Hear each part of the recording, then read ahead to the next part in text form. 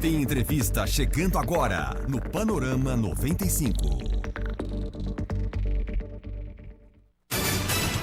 7h37. Recentemente nós divulgamos aqui no nosso programa de que os pesquisadores doutores Irami Araújo Filho, Edilmar de Moura Santos, Amália Rigo e Cleiton Medeiros e estudantes de iniciação científica do curso de medicina publicaram um artigo que elucida a relação de cigarros eletrônicos e seu potencial risco de desenvolver câncer, né?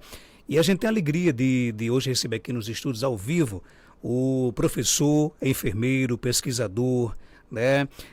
Cleiton Medeiros, ele que é natural de Jardim do Seridó, né? E se destaca bastante aí nas pesquisas, né? Inclusive está à frente aí de um segmento muito importante da Liga contra o Câncer aqui do nosso Rio Grande do Norte, que é o gerente de pesquisas institucionais da Liga contra o Câncer. Cleiton, seja bem-vindo aqui ao nosso Panorama 95, bom dia. Bom dia, Marcos, bom dia a todos os ouvintes. Eu agradeço imensamente a oportunidade de estar aqui conversando com você e com toda a população do Seridó, porque me fez reviver bastante, chegar aqui no Diocesano e encontrar com o porteiro que há 15 anos atrás me recebia aqui nessa instituição. Então eu fico muito feliz de ter essa oportunidade de reviver esse momento, mas também de divulgar um pouquinho das ações de pesquisas que nós temos feito na Liga contra o Câncer. Ele reconheceu quando Reconheceu viu? Quando eu falei que os meus sobrinhos estudam aqui em Caicó, e eu falei o nome dos meus sobrinhos, ele reconheceu. E me conta um pouco da sua trajetória, desde Jardim do Seridó até chegar a assumir um cargo muito importante na Liga contra o Câncer. Que bacana, foi uma oportunidade muito ímpar que a Liga pôde nos oportunizar. Nós fizemos o ensino médio aqui, como eu falei, nessa escola em Caicó. Sou fruto de Jardim de Seridó, porque o meu pai é jardinense, eu morei lá a infância inteira. E aí então eu resolvi fazer graduação, eu sou enfermeiro de formação. Se você me perguntar assim, você tem alguma dúvida da profissão que você escolheu? Eu nunca tive dúvida dessa profissão, eu escolhi esta profissão e aqui eu congratulo todos os meus colegas da enfermagem, já que nós estamos na Semana Brasileira de Enfermagem. E em 2008 eu escolhi ser enfermeiro. Então, de lá para cá, vem alguns anos que a gente vem se dedicando a essa ciência. Então, me formei pela Universidade Federal do Rio Grande do Norte, no campus de Natal, onde também fiz especialização com ênfase em informática médica, mestrado e doutorado. Hoje, a gente tem um pós-doutorado com ênfase em estudos epidemiológicos, de meta-análise, que são técnicas estatísticas que a gente utiliza para inferir algumas relações, como, por exemplo, se usar cigarro eletrônico pode ter o potencial de causar câncer. Então, que foi um dos motivos que nos trouxe aqui para conversar sobre pesquisas, que é uma das pesquisas que a Liga contra o Câncer tem abraçado na condução desses estudos. Como é que surgiu a paixão por pesquisas? Eu posso te dizer que eu fui encantado pela paixão pela pesquisa por uma grande amiga que hoje divide cadeira comigo na gerência de ensino, que é a Grace Louise, lá da Liga contra o Câncer, e pela professora Francis, que hoje é pró-reitora da Universidade Federal de Santa Catarina, quando me apresentaram um projeto no SAMU, há muitos anos atrás, em 2010, que era o mestrado da professora Grace. E lá no SAMU nós investigávamos segurança do paciente associada a atendimento de urgências e emergência. Então nós fotografávamos os procedimentos das ocorrências e medíamos se aquilo era seguro ou não seguro para os profissionais e para os pacientes. Então em 2010 surgiu esse encantamento e aí então eu fui fazer estágio na Liga contra o Câncer para terminar a minha graduação. Chegando na Liga contra o Câncer, eu me deparei com a Clínica da Dor, que hoje ainda existe, é subsidiado pela Liga contra o Câncer, e junto da enfermeira Patrícia Pascotto, da enfermeira doutora Verusca, que me acompanharam, nós fizemos um trabalho com os pacientes que sofriam de dor, inclusive hoje ainda estudo sobre isso, e essa paixão foi aumentando. Porque algumas questões me intrigavam enquanto pesquisador para que eu pudesse dizer como eu, enquanto pesquisador, posso contribuir para que os pacientes tenham uma melhor qualidade de vida. Inclusive, esse é o pontapé inicial para uma pesquisa, a curiosidade, a provocação, começa por aí? Exatamente. Então, ao longo desses 10 anos de pesquisa, podem até me achar novo, assim, mas de fato sou, porque há muito Começou tempo. cedo, né? Começou cedo, gosta de estudar isso, mas eu me intrigava com algumas questões. Por exemplo, hoje muitos dos medicamentos para o controle do câncer são comprimidos. Os pacientes, eles tomam um comprimido em casa, eles vão para casa. Em alguns esquemas quimioterápicos, 25% dos tratamentos para câncer hoje é oral. E se você me perguntar, isso está aumentando? Aumentando de uma forma exponencial. Acredita-se que 200% dos tratamentos para o câncer sejam desenvolvidos, 200, quando eu digo um aumento de 200%, sejam desenvolvidos de forma oral. E uma das coisas que me intrigava lá na clínica, no passado, é que o paciente esquecia o comprimido, não tomava, porque tem as complicações relacionadas ao tratamento e a aderência era um problema. Eu disse, eu preciso estudar uma forma de melhorar a aderência desses pacientes. E nós, à época, desenvolvemos um estudo de aplicativo de celular. Isso em 2016 nós começamos a desenvolver esse trabalho, porque nós acreditávamos que a mediação da tecnologia, do aplicativo do celular, melhora a aderência ao tratamento. Se nós melhoramos a aderência ao tratamento, acredita-se que nós podemos melhorar os desfechos do paciente. Redução da internação hospitalar, redução de complicações ao tratamento. Então, à época, nós iniciamos, em virtude de estudar um pouquinho informática à saúde, nós iniciamos nossas pesquisas nessa propositura.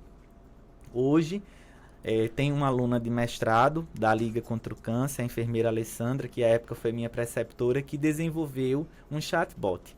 Então, um mecanismo, junto com o pesquisador Dr. Edilmar, com o pesquisador Dr. Hiroshima, em que os pacientes, a gente está na fase hoje, desse chatbot, nós estamos na fase de teste. Então, o paciente está em casa, tomou um medicamento para o controle do câncer, aí ele sentiu vontade de vomitar. E aí, eu faço o quê? Ele vai entrar no chatbot e vai dizer assim, estou com náusea. E o chatbot vai ajudar ele a resolver a náusea. Então, a tecnologia... É quase uma telemedicina, não? Dentro da área da telemedicina ou da teleenfermagem, porque com o tempo a gente tem visto que hoje, inclusive, tem telefarmácia, telepsicologia. A psicologia foi uma desbravadora nisso, depois é que surgiu as outras, juntamente da medicina, mas não funciona como? Funciona como um aplicativo mesmo, de gerência do cuidado em saúde. A telemedicina muito mais quando o profissional ele liga para o paciente, por exemplo, por uma videochamada. Hoje, inclusive, a triagem online da Liga é uma triagem que funciona também de forma a atingir um maior número de pessoas. E que bom que existe a telemedicina, a teleenfermagem, a telefarmácia, porque nós conseguimos chegar com informações mais precisas, de forma especializada, a uma região mais distante de um centro de referência. Já nós vamos entrar aqui em algumas pesquisas suas, né? Mas demora muito, por exemplo, da conclusão de uma pesquisa, do início dela até o produto final. Por exemplo, você começou com essa curiosidade por que as pessoas não tinham tanta fidelidade ao uso do medicamento. Surgiu o aplicativo, né? Isso. Até que esse aplicativo chegue na mão das pessoas, demora bastante? Demora. Às vezes até mesmo os nossos alunos dizem, professor, eu quero fazer um aplicativo. Professor, eu quero fazer uma revisão sistemática, que é um tipo de pesquisa. Acho que a gente consegue fazer em 15 dias, um mês. Às vezes eu digo assim, meu filho, isso é quase que impossível. Por quê? Porque depende de uma fundamentação teórica robusta, mas a ciência também pede velocidade. A gente também não precisa demandar de muito tempo para encontrar respostas, né? Mas nós precisamos entender que são pesquisas que demoram. Então, por exemplo, lá do aplicativo, nós investimos aproximadamente 3 anos nessa pesquisa. A pesquisa dos cigarros eletrônicos, nós já estamos investindo hoje, eu acho que 1 ano e meio por aí. E a previsão é que nós fiquemos ainda mais tempo desenvolvendo essa pesquisa. Porque uma coisa importante, Marcos, é que as pesquisas elas podem ser aprimoradas. Às vezes nós encontramos uma resposta para uma questão, mas aí, ao longo da pesquisa, surgiram outras. Então, nós vamos precisar complementar as nossas respostas. Bom dia, professor Cleiton. Só parabenizá-lo pelo entendimento quanto às pesquisas, né? Evidentemente que não na sua área, mas eu também sou fã das pesquisas. Na minha área não é a área médica, é a área de humanas. já estou na minha segunda pesquisa, isso encanta. Eu acho que toda pesquisa, ela parte de uma inquietação, né? Você precisa necessariamente ter uma inquietação sobre alguma coisa. Algo tem que te incomodar. Se não incomodar, zero, não está valendo, né? Então, parabenizar isso aí. E acho que o Marcos até fez a pergunta, mas quando é que as pessoas vão ter acesso aos benefícios, no caso da área médica? Pronto. Dá um exemplo de uma das nossas pesquisas. Uma das nossas residentes, a Romeica, chegou e disse para mim: professor, eu tenho, junto da professora Renata e de outros colegas professores, tem uma coisa que tem me intrigado bastante. Eu tenho percebido que as pacientes que têm câncer de colo de útero, que faz cisplatina, que é um medicamento associado à bracterapia, que é uma das modalidades do tratamento do câncer, tem muita náusea e muito vômito. E eu tenho visto alguns estudos com grávidas que utilizam cápsula de gengibre. O que é que você acha de nós, enquanto liga, manipularmos essa cápsula e disponibilizarmos de uma forma de pesquisa para os nossos participantes? Perceba que tem sempre um olhar da inquietação, né? Sempre tem um olhar de inquietação. Tá incomodando, né? Isso. À época, a Liga contra o Câncer apostou nesse projeto. Nós conseguimos, inclusive, publicar esse trabalho com o desenvolvimento de uma pílula de gengibre para reduzir os sintomas de náusea e vômitos dos pacientes, das mulheres que fazem bracterapia associada à cisplatina para o controle de câncer de colo de útero. Agora, se me pergunta assim, eu posso comprar gengibre e usar? Então, porque é uma das coisas que a população acaba perguntando. Lembrando que tem todo um processo, obviamente, da farmácia, para que isso possa ser utilizado pelos pacientes. Então, demora um tempo. Os benefícios, até mesmo na pesquisa clínica, que é aquela patrocinada pela indústria, depende da regulamentação da Anvisa, dos órgãos regulatórios do Brasil, que demandam um tempo grande para isso. Mas nós, enquanto pesquisadores, não podemos ficar frustrados com esse tempo, porque os benefícios que os pacientes têm são substanciais. Você acha que a rapidez com que foi descoberta a vacina contra a Covid, ela vai provocar esse tipo de cobrança da população com os pesquisadores? Esse é um assunto muito importante. Inclusive, foi fruto da minha tese de doutorado. A gente estudou o impacto da Covid, de uma forma geral, em pacientes com HIV, em mulheres grávidas, que foi o eixo central da nossa tese, vacinas e os sintomas e sinais relacionados a adoecimento mental dos profissionais da área de saúde, que também é um problema substancial.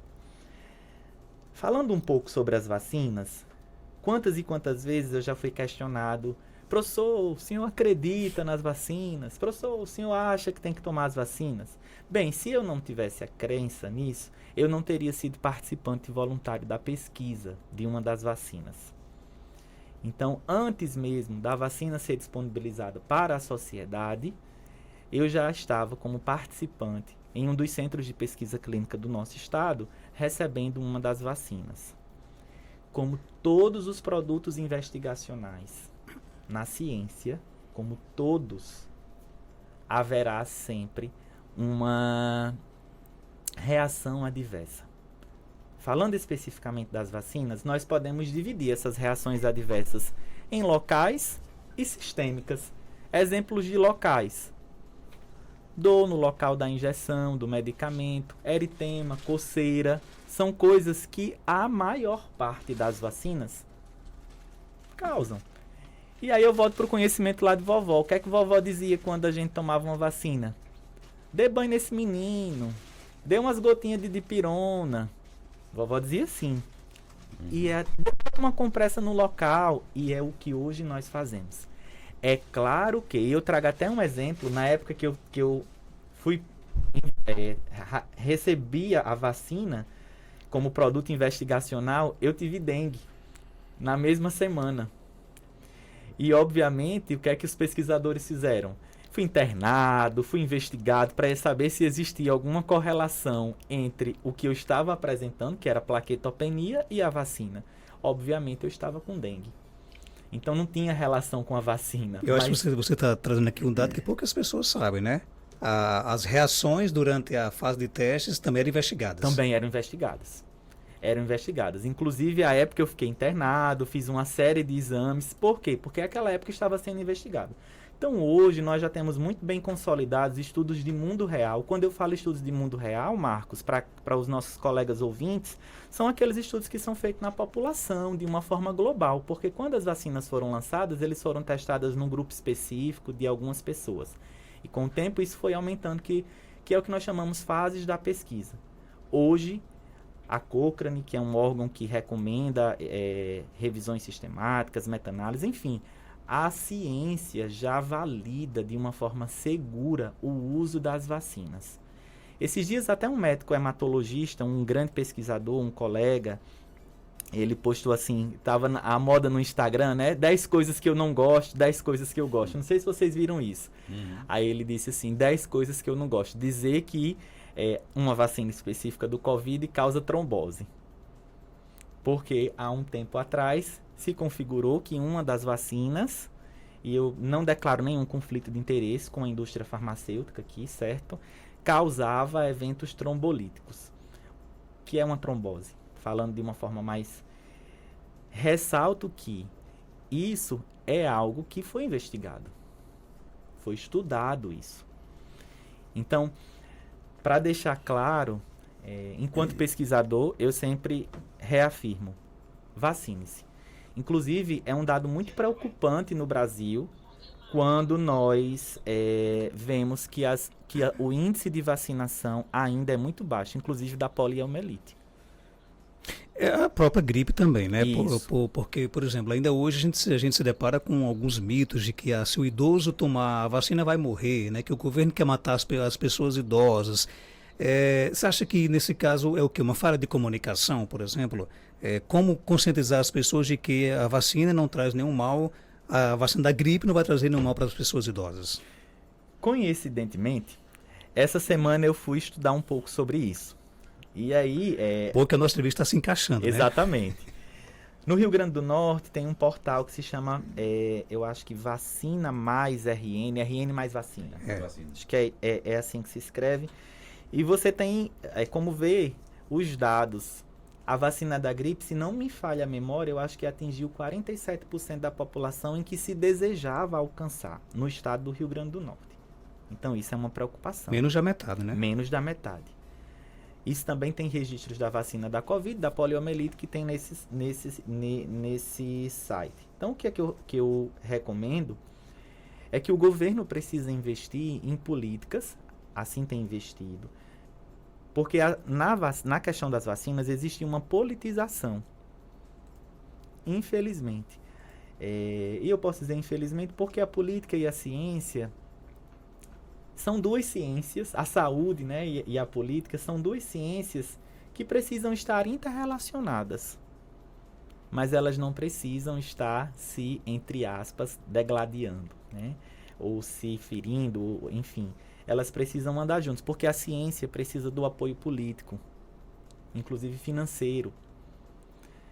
E isso é uma questão importante.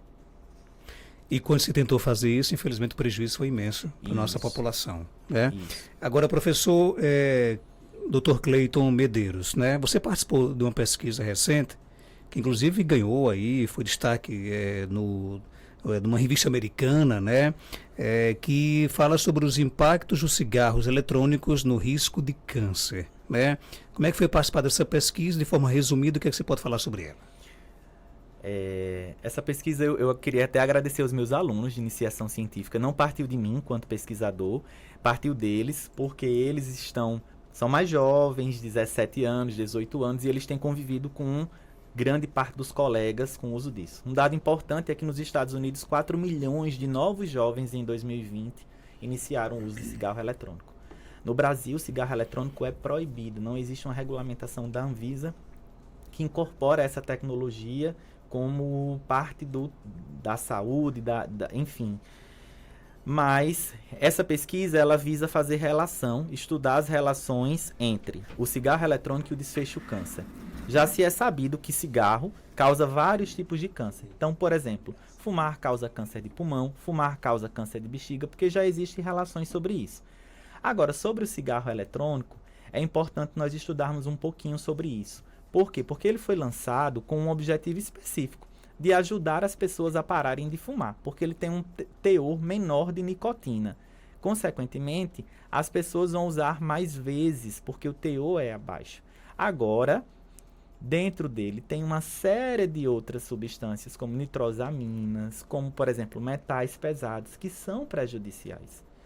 Quando nós vamos pesquisar estudos sobre a relação desse cigarro com o câncer, já tem estudos sobre isso. Poucos, mas tem. Então espera-se, Marco, que ao longo de 20 anos, de 10 anos, nós consigamos fazer uma relação mais enfática.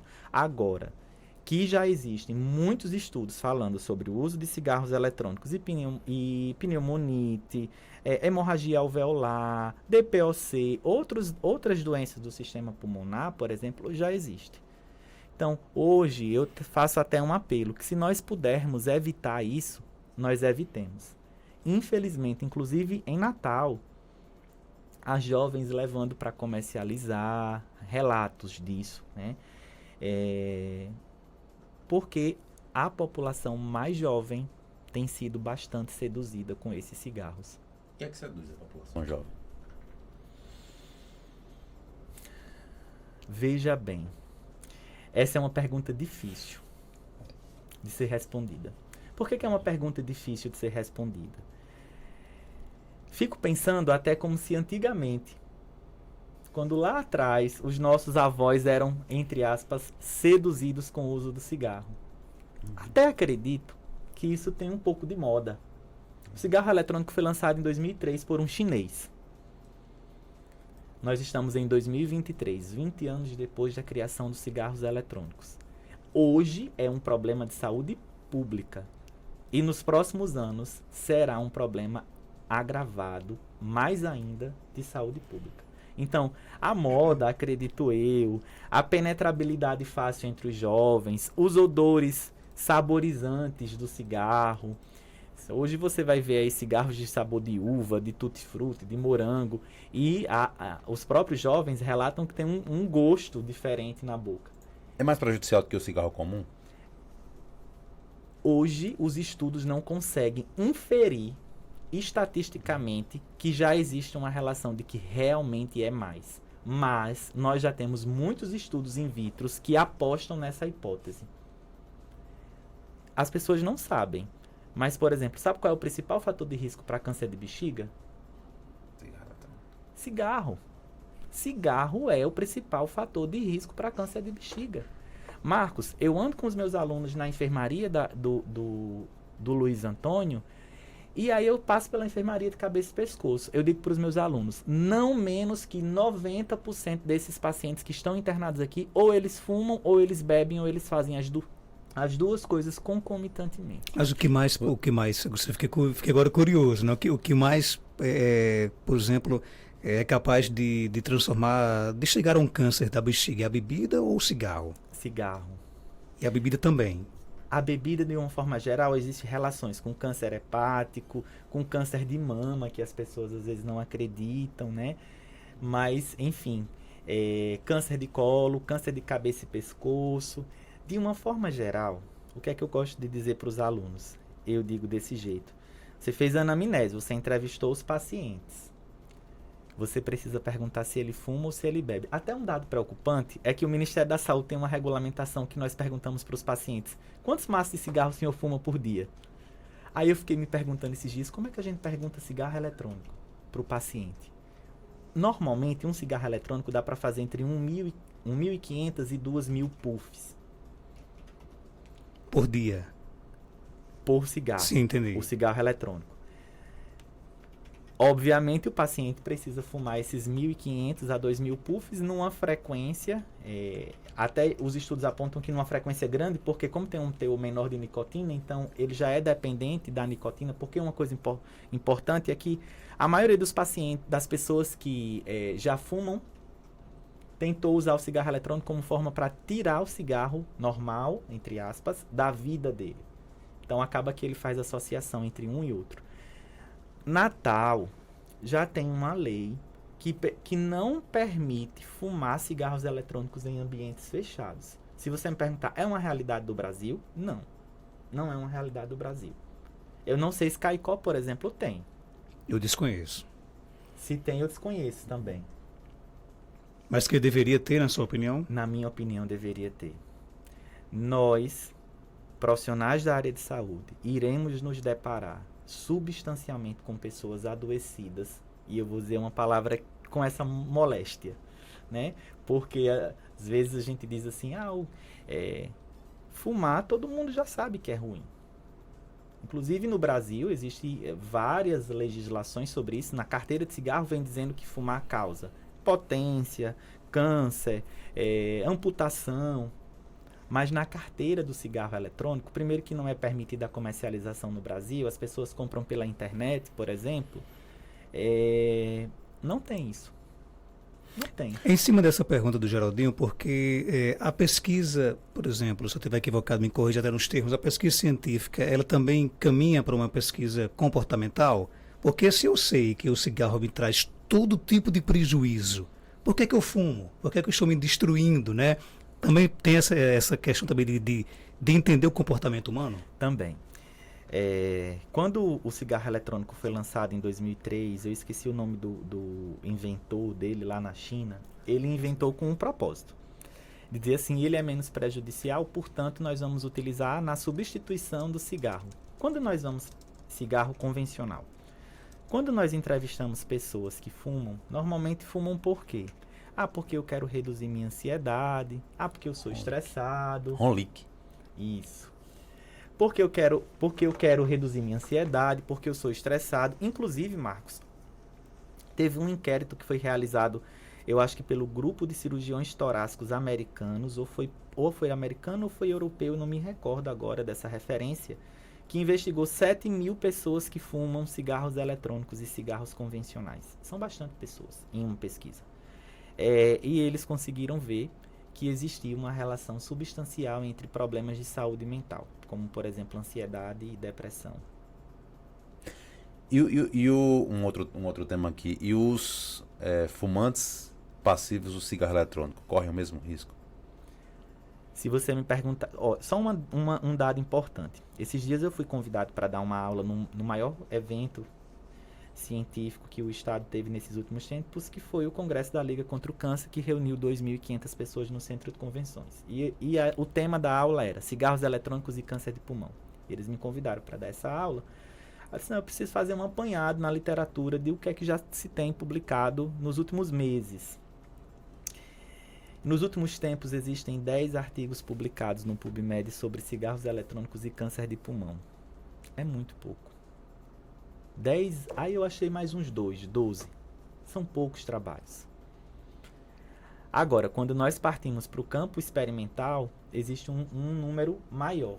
Respondendo a sua pergunta, fumar cigarros eletrônicos também é prejudicial para as pessoas que estão fumando passivamente? Acredita-se que sim. O Vitor pergunta aqui se tem alguma pesquisa, por exemplo, que ajude as pessoas a parar de fumar, né? Existe uma pesquisa nesse sentido, não? Eu não conduzo pesquisa hoje nessa linha, mas existem muitas pesquisas que utilizam, especialmente pela indústria farmacêutica, medicamentos que auxiliam na redução do uso do cigarro.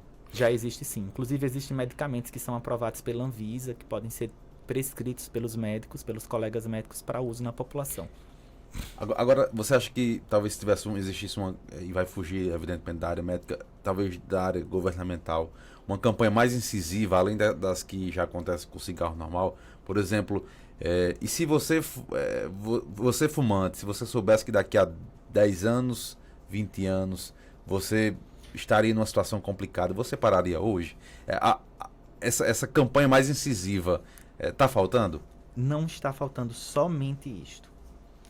O Conselho de Cirurgiões Torácicos americano sugere que nós, profissionais da área de saúde, sejamos treinados para que nós possamos fazer educação em saúde para com os pacientes. Na época que eu fiz faculdade, apesar de ter sido em 2009, 2010, 2011, não se falava de cigarros eletrônicos. Não se falava. Há 15 anos atrás, no Brasil, você via uma pessoa fumando cigarro eletrônico? Não. Então, hoje nós precisamos ser conscientizados, nós profissionais, para que nós consigamos educar os nossos pacientes a erradicar essa moléstia, como eu usei esse termo ainda há pouco. Então, o incentivo a políticas governamentais é necessário para isso. Não só de políticas governamentais, mas o ensino disso precisa ser difundido nas grades curriculares dos cursos da área da saúde. É outra estratégia que precisa ser feita. E campanhas, até mesmo na mídia, precisam ser instigadas para diminuir o uso desse cigarro. Cleito, que outras pesquisas você destacaria aqui para os ouvintes do nosso programa? Na Liga contra o Câncer, Marcos, nós temos 2 braços de pesquisa. Eu gerencio a pesquisa institucional, que é uma pesquisa acadêmica. E existe um outro braço de pesquisa, que é a pesquisa clínica, que é a pesquisa apoiada pela indústria farmacêutica. Eu tenho a honra de hoje trabalhar com uma médica chamada Andréa Juliana, que é top recruit, como a gente costuma dizer, que é a médica que mais recruta pacientes no mundo com câncer de próstata para testar medicamentos investigacionais junto da indústria farmacêutica, obedecendo toda a legislação mundial e do Brasil, que é bem desafiadora a legislação do Brasil, com resoluções pesadas sobre a pesquisa, que mudaram a qualidade de vida de pacientes com câncer de próstata, inclusive a sobrevida. Isso é a pesquisa patrocinada, apoiada pela indústria farmacêutica, com novas moléculas, com novos medicamentos que estão sendo disponibilizados. Recentemente, nós tivemos a oportunidade de conviver com uma pessoa que foi fruto da pesquisa, que está há 15 anos tratando um melanoma, que é um câncer de pele extremamente agressivo. E o lado da pesquisa institucional é o lado da pesquisa acadêmica. Aqui eu queria fazer um agradecimento a um querido amigo, a meu professor, um dos meus professores, o professor Irami, que foi meu professor no mestrado, foi meu professor no doutorado, a quem eu me inspiro bastante. Hoje nós temos vários grupos de alunos na Liga que estudam ciência, que estudam pesquisa. Um dos grupos é o PIBIC Cirurgia, que é coordenado por mim e pelo professor Irami.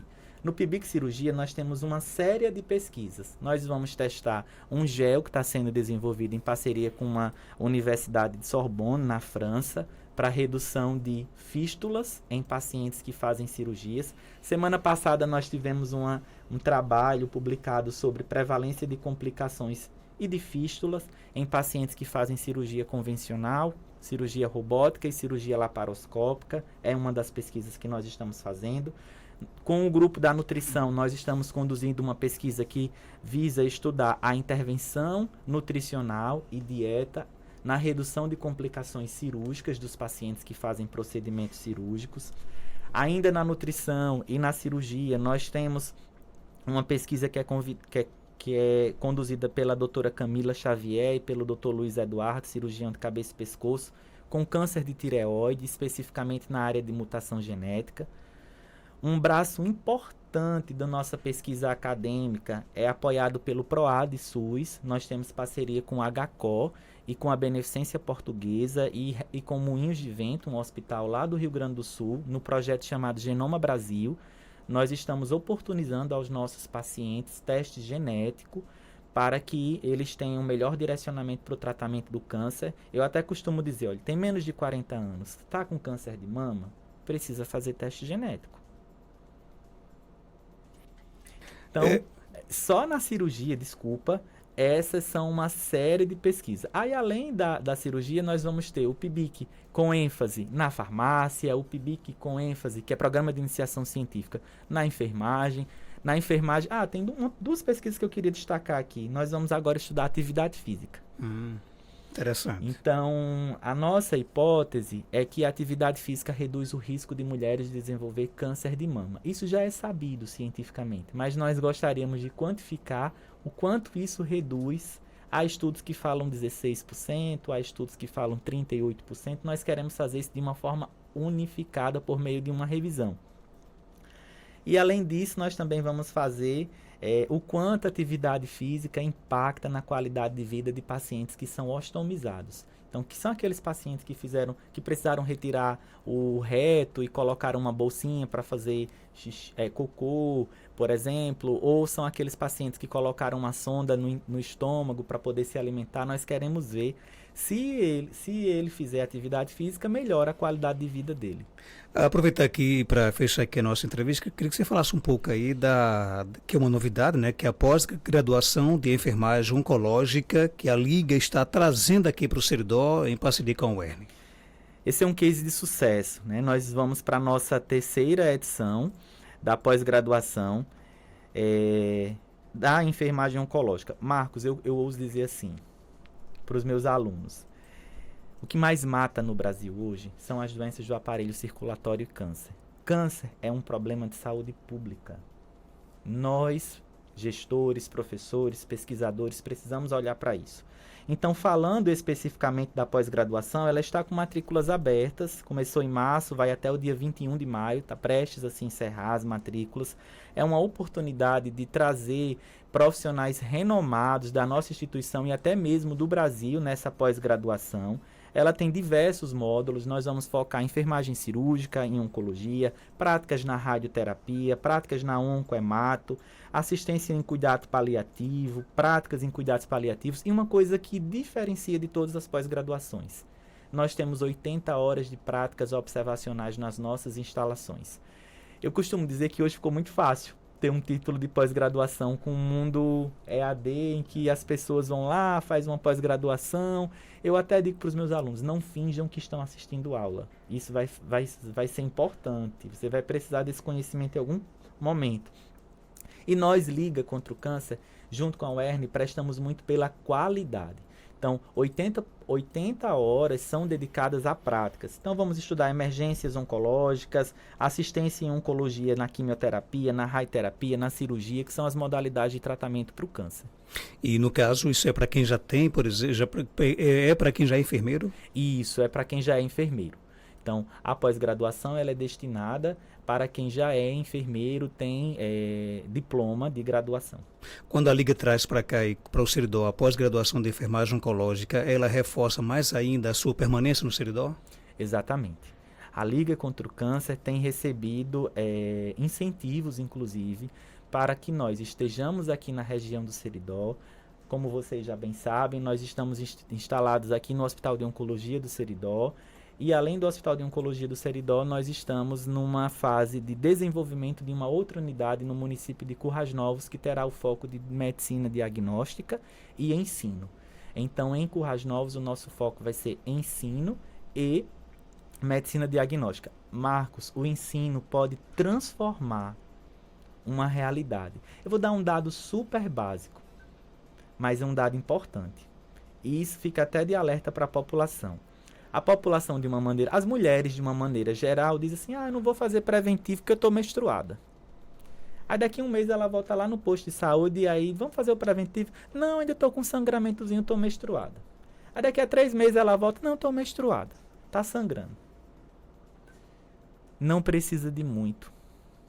Precisa de conhecimento, uma luva e um toque. Sangrar meses não é normal. Então, quando a paciente chega na Liga, quando nós vamos fazer o toque vaginal, tocou, já se percebe uma massa no colo do útero. Então, o ensino, ele pode fazer com que o diagnóstico precoce seja mais efetivo, mais eficaz na população. Consequentemente, nós vamos reduzir mortes, melhorar a qualidade de vida das pessoas. Dr. Cleiton, obrigado por sua participação, uma alegria imensa ter você aqui no nosso programa. Ele que é professor universitário, é enfermeiro, é pesquisador, né? E algo mais a acrescentar, pode ficar à vontade. Eu agradeço o espaço que nos foi concedido para falar sobre algo que muito me encanta há alguns anos. Eu ressalto mais uma vez aquilo que nós conversamos nos bastidores, que um jovem seridoense, filhos de pais que têm ensino fundamental, pode se tornar doutor, pode ser pesquisador, pode ser cientista. Meus sobrinhos até brincam: titio, você é o quê? Eu digo: titio é cientista. Que legal, viu? Bacana. Por quê? Porque isso é uma coisa importante.